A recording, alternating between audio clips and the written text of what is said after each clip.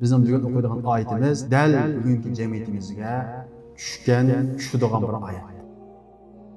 Xuddi bugungi kunimizda Alloh subhanahu va taolo ana shunday zulm ostidan biz Uyg'ur musulmonlarni qutqussa erkin dunyoga chiqib bo'lgandan keyin har xil yo'llarni izlaganga o'xshash, islomning o'rniga har xil ideologiyalarni qo'yishga uringanga o'xshash İsimiz bo'lsin, kafirlarga hayoti dunyo chiroyli ko'rsatilgan. Ular butun vaqtini hayoti dunyo uchun ishlagan. Ammo mu'minlar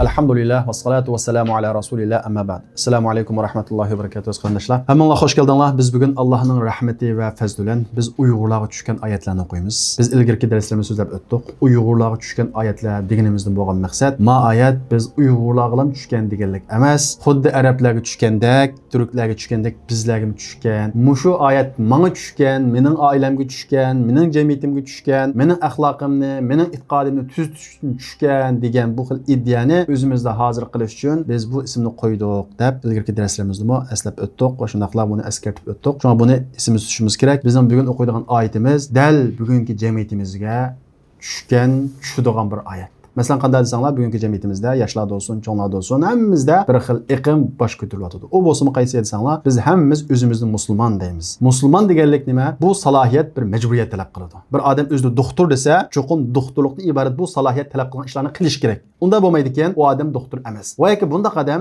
o'zini doktor develop turib, doktorlik salohiyat talab qilgan majburiyatni ado qilmasa, u odam yolg'onchi odam bo'ladi. Dal shunga o'xshash biz musulmon deb turib, musulmonlik salohiyat talab qilgan barliq ishlarni kuchimizdan yetishib qilmasa, va yoki biz o'zimizni musulmon deb turib, musulmonlik salohiyat talab qilgan ishlardan ma ish bo'ladi ekan, ma ish bo'lmaydi ekan deb tanlab amal qilsa, biz haqiqiy musulmon bo'lgan bo'lmaymiz. Bugungi kunimizda dal mush iqim o'tirg'i chiqig'lik. Biz o'zimizni musulmon deymiz, ammo musulmonlik salohiyat bizni talab qilgan ishlarniki ba'zini qilamiz, ba'zini qilmaymiz. Qur'on, hadis buyurgan ishlardan ba'zilarini qilamiz. Ya'ni ko'nglimiz tatqinni, ko'nglimizning xushugi kelganini qilamiz, ammo ko'nglimiz tatmaganni, nafsimizga ig'ir kelganni qilmaydigan va shundaq qilmaslikqa tashviq qiladigan ba'zi bir ahvollar o'tirg'i chiqig'lik. Bu xil musulmonchilik, ya'ni bu xil haqsiz musulmonchilik asla to'g'ri bo'lgan bir musulmonchilik emas. Bu xil musulmonchilik xalqlardimi azroq bosh ko'targanlik quit muslim deydi. Ya'ni umoq musulmonchilik, bu xil musulmonchilik haqiqiy musulmonchilik emas. Islom bir mukammal din. Biz o'zimizni musulmon deydi ekanmiz. Islom taqozo qilgan ishlarga birdek umumiy shaklda amal qilgan va amal qilishga tirishgan vaqtimizda ondan keyin biz haqiqiy musulmon bo'la olamiz, haqiqiy islomga kirgan bo'lamiz. Chunki islom dini Alloh vazir emas.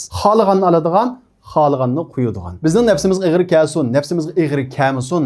Biz musulmon bo'lgan ekanmiz, uni qilaman degan iddia kelgan vaqtimizda ondan keyin biz musulmon bo'la olamiz. Unda herkes jon ketmaydigan, mal ketmaydigan, haqsiz ibodatlarni qiladigan, ammo jon ketadigan, bizning vaqtimiz ketadigan, aqlimiz ketadigan, pulimiz ketadigan vaqtda to'xtasa, bu bizning musulmonchiligimizning saxt ekanligininki isbot. Shunga Alloh subhanahu va taolo biz bugun o'qiydigan oyatda bizlarga xitob qilib nima deydi? Ya ayyuhallazina amanu. Ey Allohga ishongan kishilar, ey Allohga ishongan Uyg'ur musulmonlari, udkhulu fis-silmi kaffa. İslamga to'liq kiringlar. Islomga ba'zga amal qilib, ba'zga amal qilmay, mening ko'nglim tatmadi, ma ig'ir keldigan emas, islomga to'liq kiringlar. Alloh subhanahu va taolo nim degan bo'lsa, payg'ambarimiz Muhammad alayhisalom nim degan bo'lsa, ko'nglimizga yoqsin, ko'nglimizga yoqmasin, bizdan bir badal talab qilsin, qilmasin, pul kessin, ketmasin, vaqt kessin, ketmasin, jon kessin, ketmasin, hammasiga amal qilaman deydigan iddia bilan to'liq kiringlar. Herkes mutallavaza o'xshash tanlagan shaklda emas, to'liq kiringlar. Va la tattabi'u xutuvati shayton. Shaytonning tuzoqlariga, shaytonning qadamlariga ergashmanglar. Ya'ni sizlarningki islomning ba'zisiga amal qilib, ba'zisini amal qilmasliginglar, ba'zisini qabul qilib, ba'zisini qabul qilmasliginglar, ba'zisi nafsinglarga ig'ir kelganligi uchun, sizlardan bir narsani talab qilganligi uchun uning amal qilmasliginglar, bu shaytonning tuzoqlariga dastiginglar, shaytonning qadamlari bo'yicha uningga ergashib manganinglar, shaytonga ergashganinglar deydi. Amaliyotga qaraydigan bo'lsak, jinniy shayton bo'lsin, odamiy shayton bo'lsin, dal mushu nuqtadan kiradi. Yani şeytan o bizge vesvese qilmoqchi olsa, ey Muhammed, ey Ömer, sen dindan yon demaydi. Bizning nafsimizga ig'ir keladigan bir ish kelgan vaqtida uni bizga qilg'izmaydi va yoki inkor qilg'izadi. Ya islomda bunda ish yo'q. Masalan, ayollar olib qolsa, bu yog'liq otmagan bilan sening ko'ngling pokiza. Shundaq-ku. Sen namoz o'qimagan bilan, sen namoz o'qigan palonidan yaxshisan, ko'ngling yaxshi. Uning o'xshash va yoki axloqsiz emas deganga o'xshagan oning kamchilligi bilan sening kamchilligingni yepishga urinadi. Yani İslam'ın ba'zga amal qildirib, ba'zga amal qildirmaslikqa vasvasa qiladi jinniy shayton. Ba'zi odamiy shaytonlarmi dal mush yo'ldan kiradi. Yani İslam'ın ba'zga amal qildirib, ba'zga amal qildirmaslik. va yoki islomni amalsiz holatga keltirish uchun tirishchilik ko'rsatadi. Masalan, hadis inkorchilar deydigan bu odamiy shaytonlar qanday qiladi? Hadisni inkor qilish, o'tirga chiqish orqali islomniki nurg'ulg'an amal ibodatlarni o'tirdan qoldirmoqchi bo'ladi. Yo'q qilmoqchi bo'ladi. Islomning ba'zini ular yo'q qilmoqchi bo'ladi. Vatanimizdagi Xitoy shaytonlarmi dal shunday qilyotidi. Nayt az bir qism amallarni qop qo'yib, va yoki ko'rinishga qop qo'yib, nurg'ulg'an amallarni bizning xalqimizning cheklab, bundaq musulmon bo'g'ili bo'ldi-ku deydigan boshqa bir musulmondochilikni o'tirga chiqmoqchi bo'ladi. Demak, dunyodagi, xalqarodagi olsun, bizning Uyg'ur jamiyatimizdagi olsun, bizning vatanimizdagi Xitoylar olsun, bütün odamiy shaytonlar va jinni shaytonlarning maqsadi islomni parchalash orqali, islomning bir butunligini yo'qotish orqali, islomning ba'zi amallarini sat ko'rsatish orqali va yoki har xil shubhalar orqali islomning bir qismidan sizlarni voz kechirmoqchi bo'lsa, herkes onun aldanmanglar. Udkhulu fis-silmi kaffa. İslamga to'liq kiringlar. Hammaga amal qilishga tirishinglar, imkoninglarning yetishicha. Shaytonlarning ozdirishiga ergashmanglar. Shayton sizlarni ana shunda yolg'on gaplar bilan, vasvasalar bilan, yolg'on tashviqotlar bilan aldaydi. Amalsiz islom va shundaqla nurg'ulg'an amallarni yo'q qilish orqali islomni parchalab, sizlarni dindan yondirmoqchi bo'ladi. Innahu lakum aduwwun mubin. U sizlarga ochiq bir dushman. Fa in zalaltum min ba'di ma ja'atkumul bayyinatu fa'lamu anna Alloha azizun hakim. Agar sizlarga mana shundaq ochiq hujjat kelgandan keyin ezib ketsanglar, teyip ketsanglar, islomning ba'ziga amal qilib, ba'ziga amal qilmay, nafsinglarning xushig'i yoqqanlarga amal qilib, nafsinglarning xushig'i yoqmaganlarga amal qilmay, mana shundaq teyip ketsanglar, fa'lamu anna Alloha aziz. Bilib qo'yinglar, Alloh subhanahu va taolo g'olibdir. Sizlarga kuchi yetadi. Sizlarni jazolashga qodir, hakimun. Bilib qo'yinglar, Alloh subhanahu va taolo hikmat bilan ish qiluvchi. Hargizmi o amalni nimishqa farz qilgando, ma amalni nimishqa vojib qilgando, islomda ma amal nimishqa bizga buyurilgando demanglar. Alloh subhanahu va taolo hakimdir. Buyurgan ishida bir hikmat bordir. Chekilgan ishida bir hikmat bordir. Qiziqtirgan ishida sizlar uchun bir foyda bordir. To'sqan ishida sizlar uchun chuqur bir manfaat bordir. Alloh subhanahu va taoloning buyruqlari olsun, chekilmalari olsun, har birida hikmat bor. Alloh hakim, hikmat bilan ish qiluvchi. Sizlar Allohning hakim ekanligiga ishonib, udkhulu fis-silmi kaffa. İslamga to'liq kiringlar deydi. Hal yanzuruna illa an yatiyahumullohu fi zulalin min al-ghamami wal malaikatu wa qudiya al-amr. Ular, ya'ni islomning ba'ziga amal qilib, ba'ziga amal qilmay. Va yoki men islomning amalga amal qilaman, ma amal qilmayman deb rad qilayotgan kishilar Alloh subhanahu va taoloninki va farishtalarninki bulutlarning orasida kelib, kishilarninki tutishini, ya'ni hukm chiqarishini, ya'ni qiyomat kunini kutamdi. Va ilallohi turja'ul umur. O qiyomat kunda ishlarning hammasi Allohga qaytadi. Sizning o'zingizning aqlishi va yoki boshqalarning aqlishi va yoki sizni boshqalar ana shunday islomning ba'ziga amal qildirib, ba'ziga amal qildirmay, sizni ozdirish uchun ko'rsatgan tirishchiliklarning hech qaysi o kunda asqatmaydi. Illa man adina lahur rahman. Faqat Alloh subhanahu va taolo ruxsat qilgan kishilarning gap qila oladi. O kunda hech kim gap qila olmaydi. Hamma odam hisob beradi. Shuning uchun sizlar ana shu kunga tayyorlab qilinglarki, hargizmi islomning ba'ziga amal qilib, ba'ziga amal qilmay, ana shunday sizlarga ig'ri kelgan amal qilib, yenik kelganga mutlurga, haqsizlarga amal qilib, bu xil shaklda o'zinglarni aldamanglar. Oxirida ishlarning hammasi Alloh subhanahu va taologa qaytadi deydi. Ondan Allah subhanahu wa taala sel bani İsrail'e kem ataynahum min bayyinah. Ey Muhammed, bani İsrail'den sorgun ki ulağa nurgulluğan roşan delillerini ata qildi. Ey Uyg'ur musulmonlari, Bani İsraillarning tarixiga qarab baqinglar. Alloh subhanahu va taolo ularga nurg'ulg'an ne'matlarni, nurg'ulg'an mo'jizalarni berdi. Qanday mo'jizani berdi? Bani İsrail xuddi bizga o'xshash zulm ostidagi bir millat edi. Alloh subhanahu va taolo ularga Musa alayhissalomdan iborat bir rahbarni, bir payg'ambarni avatish orqali ularni zulmdan qutuldirdi. Xuddi biz Alloh subhanahu va taolo mo'jizaviy yo'llar orqali necha million kishilar orasidan tanlab zulmdan qutuldirganga o'xshash. Mana bu shundoq uchuq ro'shan dalillarni, mushundaq ne'matlarni berdi. Ammo Bani İsrail qanday qildi? O ne'matlarni tunmadi. Musa alayhissalom, "Endi sizlar zulmdan qutuldinglar, Allohga shukr qilinglar, ustinglardagi majburiyatni ado qilinglar" desa, ular to'g'ri yo'ldan taydi. Alloh bergan iymon ne'matidan taydi. Xatolashdi. "Ij'al lana alihan kama lahum aliha." Ularning ilohi bor ekan, ularning chuqundigan bir ideologiyasi bor ekan, ularning bir buti bor ekan, bizga bir butni qilib bergan dedi. Xuddi bugungi kunimizda Alloh subhanahu va taolo ana shundaq zulm ostidan biz Uyg'ur musulmonlarini qutquzsa, erkin dunyoga chiqib bo'lgandan keyin har xil yo'llarni izlaganga o'xshash, islomning o'rniga har xil ideologiyalarni qo'yishga uringanga o'xshash, Bani İsraillarmi ana shundaq xato yo'llarga mangdi. Alloh subhanahu va taolo bu oyat orqali ey Uyg'ur musulmonlari, sizlar mayilga mangmanglar. Agar mayilga mangib qolsanglar, va man yubaddil ni'matallohi min ba'di ma ja'athu fa innalloha shadidul iqab. Qanday bir odam Allohning ne'matini almashtiradi ekan, Allohning bergan iymon ne'matini saqlamaydi ekan, himoya qilmaydi ekan, Allohning erkinlikdan iborat bu ne'matdan foydalanmaydi ekan, foydalanib Allohga shukr qilmaydi ekan, va man yubaddil uni almashtiradi ekan, kufrlik almashtiradi ekan, iymondan chekindi ekan, bu erkinlik ne'matini gunoh ma'siyat qildigan bir xil mushkil holatga o'zgartiradi ekan, almashtiradi ekan, fa innalloha shadidul iqab. Alloh subhanahu va taoloning azobi qattiq deydi. Allah subhanahu wa ta'ala bu ayet orqali bizlarni ogohlantiradi. Ey Uyg'ur musulmonlari, Allah subhanahu wa ta'ala sizga xuddi Bani Isroil o'xshash ne'matlarni berdi. Allah subhanahu wa ta'ala iymon ne'matini berdi, erkin dunyo ne'matini berdi. Endi mana shundaq ne'matga erishib bo'lgandan keyin bu ne'matni almashtirsanglar, tuzkorlik qilsanglar, kufrlik qilsanglar, Allah subhanahu wa ta'alaning azobi qattiq. Ondan keyin Allah subhanahu wa ta'ala bizning kafirlarga aldanıp ketmasligimiz uchun, kafirlarning dunyo hayotiga tushib ketganligiga qarab, bizning tushib ketmasligimiz uchun ma dunyo hayotidagi kafirlarning ahvolini bayon qilib qo'ydi. Allah subhanahu wa ta'ala zuyina lillazina kafarul hayatud dunya. Kafirlarga ma hayotu dunyo chiroyli ko'rsatildi deydi. Ya'ni zinnatlendi. Ular mushu hayotu dunyo uchun o'zini ataydi. Hammasini bag'ishlaydi, hayotini bag'ishlaydi, vaqtini bag'ishlaydi, pullarini bag'ishlaydi, mollarini bag'ishlaydi, bolalarini bag'ishlaydi. Va yaskharuna minallazina amanu. Ular Allohga ishongan kishilarni masxara qiladi. Chunki haqiqiy mu'min, oxiratga ishongan mu'min hayotini, vaqtini, bolalarini, mollarini ahiret üçün ataydı. Yani Müslüman meyli maduniyada pul tapsın, meyli ballarını okusun, meyli tirişallık göstersin, bu tirişallık gösterişini ahiretke ulaydı. Onu ahiret üçün kılıdı. Ma hayatı dünyanı ahiretke bir vasıta kılıdı. Kapırlar okşaş bütün zihnini dünya kılan merkezleşti. Şu dünyada yaşaşılan oylamaydı. Tirişidu, yakşı okuydu, köp pul tapadı. Ama şu tirişallıkını, yakşı okuştuğunu ibaret olan ilmini, pulunu ahiret üçün, cennet hayatı üçün işildidir. Ama kapır için pul tapadı, tirişallık gösterdi ama onu şu dünya üçün işildidir. Kapırın gayesi güzel yaşaş, güzel öyeleş, güzel maşine eliş. Müslüman çoğu güzel öyde oturdu, yakşı maşine heydeydi ama muşununla bağlanıp kalmaydı. Oltuğan öylerini, heydegen maşinelerini, tapkan pullarını ahiret üçün bir vasıta kıladı. Yani dünyadan toxtab kalmaydı. Kapır fakat dünyada huzur, halavet, sürüşlem oylaydı. Ama mümin dünyada huzur izlemeydi. Ahiretteki huzur için ma dünyadaki huzurlardan, vaktli hoşallıklarından vazgeçidi. Şunun için kapırlar kanda kaladı, meskara kaladı. Yaşaşını bilmeydi, huzur elişini bilmeydi, hayatının peyzini sürüşünü bilmeydi dep meskara kaladı. İlgiri muşundaq deyip bugün günümüz muşundaq. Müminlerini kapırlar, yaki kapır idisi kivağallar, müminler içinde dinlep qaraydı, Mavla hayatınınki mənisini bilmeydi. Yaşaşını bilmeydi, hayatının peyzini sürüşünü bilmeydi dep qaraydı. Bu müminlerin içinden buluşu mümkün. Kallisi azraq teyip ketkenler şundaq dep qaraydı. Amma müminler içinden kallisi taymağalları, haqiqiy müminleri, ular haqiqiy halavetini közlegenlik üçün, üzülmez halavetini, üzülmez xuşallıqını közlegenlik üçün, ma vaqtlık hayatlık xuşallıqını emas, ebedi boğan hayatlık xuşallıqını közlep, ma vaqtlık xuşallıqdan vaz keçidi. وَالَّذ۪ينَ اتَّقَوْا فَوْقَهُمْ يَوْمَ الْقِيَامَةِ.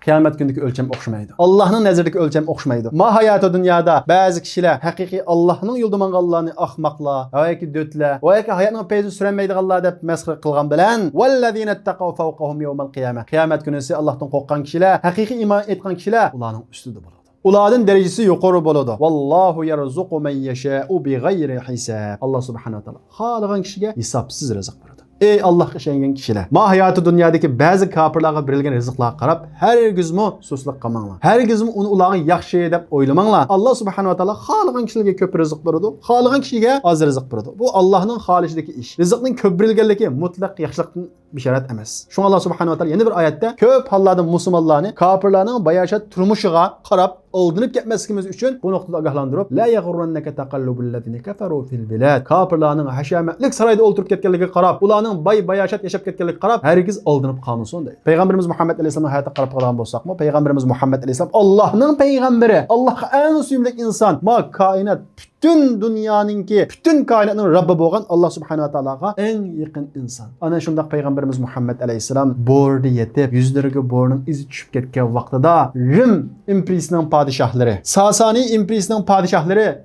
bayashat turmush kechirdi.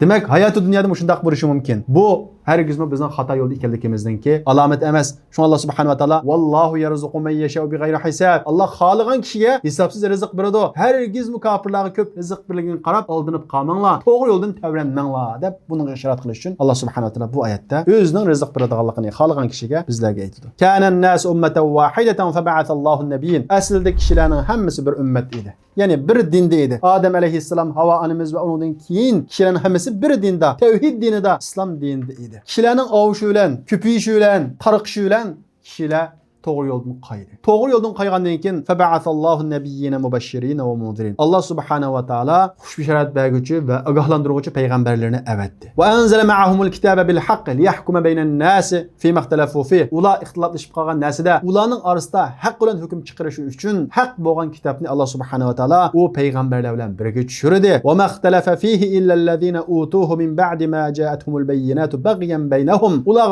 uchuq bayonat, uchuq ro'shan dalil kelib bo'lgandan keyin o kitob berilgan kishilar, kitob tushirilgan kishilar faqat haddidan eshib, hasad qilib, hirismanlik sababidan ular ixtiloflashdi. Ya'ni ixtiloflashiningki sababini deb qo'ydi. Ixtiloflashish hasad sababidan bo'ladi. Haddidan esh sababidan bo'ladi. O'zining haddini bilmaslik sababidan va shundaqla hiris sababidan bo'ladi. Alloh subhanahu va taolo bu oyat orqali ey Uyg'ur musulmonlari, ilgari kishilar mana shundaq bir ummat edi. Keyin kishilar ko'paydi. Kishilar to'g'ri yo'ldan ozdi. Ondan keyin Alloh subhanahu va taolo ularga jannat bilan bishorat beradigan, do'zaxdan ogohlantiradigan payg'ambarlarni avatdi. Ular bilan bir kitobni tushirdi. Ular hasad sababidan, haddidan esh sababidan ixtiloflashdi. Fahadallohu allazina amanu limaxtalafu fihi min al-haqq bi'izni. Alloh subhanahu va taolo Allah ishongan kishilarni, ya'ni haqiqiy ma'noda ishongan kishilarni, islomga to'liq kirgan kishilarni o ixtiloflashib qolgan narsada o'zining irodasi bilan hidoyat qildi. To'g'ri yo'lga başladı. Vallahu yahdi men yasha'u ila siratin mustaqim. Allah subhanahu va taolo xohlagan kishini to'g'ri yo'lga boshlaydi. Ya'ni sizlar islomga to'liq kiringlar. Bu tarixdan buyon asli bir ummat bo'lgan kishilar mana shunday ezib ketgan. Sizlarmi mana shunday ezib ketisizlar. Islomning ba'zisiga amal qilib, ba'zisiga amal qilmasanglar, mana shunday ezib ketisizlar. Fahadallohu allazina amanu. Sizlar Alloh haqiqiy ishonsanglar, Alloh sizni to'g'ri yo'lga boshlaydi. Sizlar ixtiloflashib qolgan narsalardan sizni qutuldiradi deganga ishorat qildi Alloh subhanahu va taolo bu oyatlarda. Ondan keyin Alloh subhanahu va taolo biz islomga to'liq kirsak, to'liq amal qilsak, ba'zi bir jafoga yo'liqadiganligimizni bilgan bo'g'achqa buningdan xabar berib am hasibtum an tadkhulul janna wa lamma ya'tikum mathalul ladina khalu min qablikum. Sizlardan ilgari o'tgan kishilar uchurgan, ular duch kelgan ishlarga duch kelmay turib jannat kiramiz deb o'ylamsizlar. Bu islomning hammasiga amal qilsak nurg'ulgan jafo bo'ldi ekan, pulimizni sarf qildik ekanmiz, vaqtimizni sarf qildik ekanmiz, hatto ba'zi turmushga kirdik ekanmiz, nurg'un qiyin qisaqlarga uchraydi ekanmiz deb o'ylasanglar, shu insonlarda bo'lsinki, ma dinga kirgan, sizdan ilgari o'tgan kishilarmi mushu qiyinchiliklarga uchragan, mushu musibatlar ularning boshiga kelgan, har xil sinoqlarga duch kelgan. Masalan, Peygamberimiz Muhammed Aleyhisselam'ın sahabeleri qarab bakadigan bolsak, Peygamberimiz Muhammed Aleyhisselam'nınki kuy o'g'li bo'lgan Osman ibn Affan musulmon bo'lgandan keyin tag'isi uni bog'lab qo'ygan. Iymoningdan yon deb uni qiyin qistoqqa olgan. Zubayr ibn Avvam kichik yoshida musulmon bo'lgan. Musulmon bular bu islom davosini ustiga elib, men islom dini uchun xizmat qilaman, dinimga to'liq amal qilaman deb mangan vaqtda tag'isi uni bo'rig'i yo'gab üstüne kurab onu qiynab imanını yenişken mecbur olan Mus'ab ibn Umayr'dek Mekke'nin en erki yigiti, bayashat bay bir aile üstlep çoğun boğan bir yigit. Ata anları onunla ana şu Irak'tan kelgen rəxlərdi kiyim tiktirip keydiradigan, o mangan koçudun xili uzun qoçu ətir pıraqları ketmeydigan, qızla onunla tegişli arzu qıldigan mana şundaq yigit İslamga kirgenden keyin sulaqqa ilingan. Öyde qamaqqa ilingan. Bilal ibn Rabah musulmon bo'lgandan keyin Hujayn tarafidan aptapqa chiqib, qiyin qistaqqa uchirgan, tashlar bilan, har xil azoblar bilan qiynalgan. Nima uchun? Musulmon bo'lganlik uchun. İslamga to'liq kiraman deganligi uchun. Undan boshqa Habbab ibn Art musulmon bo'lganlik uchun dumbusga tumirlar qizitilib, yiqilib qiynalgan.